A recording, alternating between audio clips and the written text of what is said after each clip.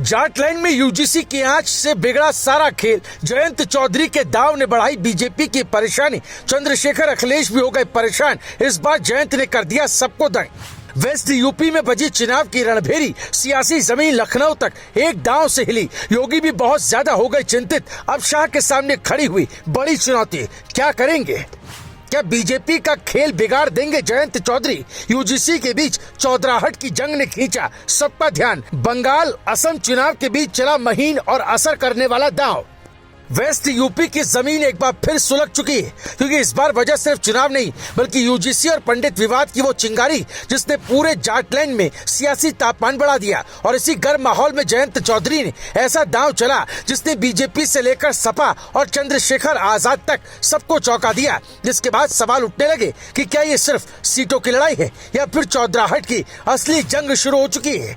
क्योंकि जिस अंदाज में सरधना से लेकर सिवाल खास और किठौर तक दावे ठोके जा रहे हैं, उससे साफ है कि ये सिर्फ राजनीति नहीं बल्कि ये पकड़ और प्रभाव की परीक्षा बन चुकी है, जिसने शाह को भी परेशानी में डाल दिया है।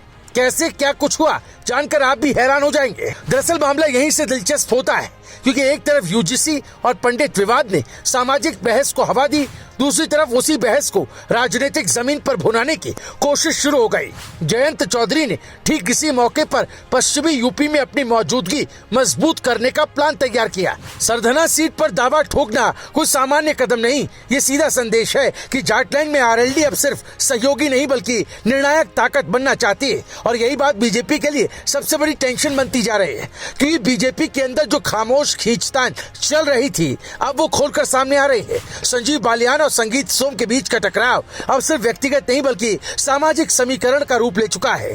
जाट बनाम ठाकुर की ये अंदरूनी खींचतान बीजेपी के लिए बड़ा खतरा बन सकती है। और इसी दरार में जयंत चौधरी ने अपना दांव फिट कर दिया है। अगर सरधना जैसी सीट आरएलडी के खाते में जाती है तो सीधा असर पूरे जाट वोट बैंक पर पड़ेगा। और यही वो समीकरण है जो 2027 का रास्ता तय कर सकता है। अब यहाँ एक और बड़ा मोड़ आता है, क्योंकि चंद्रशेखर आजाद और अखिलेश यादव की रणनीति भी इसी जाटलैंड पर टिकी हुई है। पीडीएफ फॉर्मूले के जरिए सपा पहले ही पिछड़ा दलित अल्पसंख्यक समीकरण साधने में लगी, वहीं चंद्रशेखर आजाद भी पश्चिमी यूपी में अपनी जमीन मजबूत करने की कोशिश कर रहे हैं। लेकिन जयंत का ये नया दांव दोनों के लिए चुनौती बनता दिख रहा है, क्योंकि अगर जाट वोट बैंक पूरी तरह आरएलडी के साथ मजबूती से खड़ा हो गया तो विपक्ष की पूरी रणनीति कमजोर पड़ सकती है।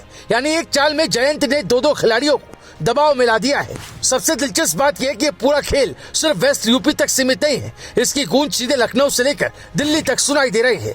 योगी सरकार जहां एक तरफ हिंदुत्व और विकास के एजेंडे पर चुनावी पिच तैयार कर रही है, वहीं अमित शाह के सामने अब गठबंधन और संगठन दोनों को संतुलित रखने की चुनौती खड़ी हो गई है। अगर आरएलडी को ज्यादा स्पेस दिया जाता है तो बीजेपी के अपने नेता नाराज हो सकते हैं, और अगर नजरअंदाज किया जाता है तो जाटलैंड में नुकसान उठाना पड़ सकता है।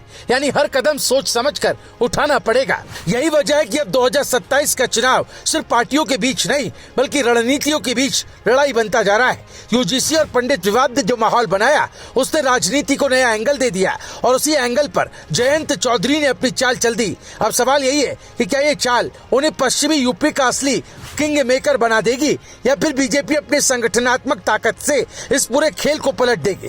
लेकिन इतना तय है कि जाटलैंड की चौधराहट की जंग अब सिर्फ शुरू हुई है और इसका असर 2027 की सत्ता तक जरूर जाएगा। Bureau report, news live TV.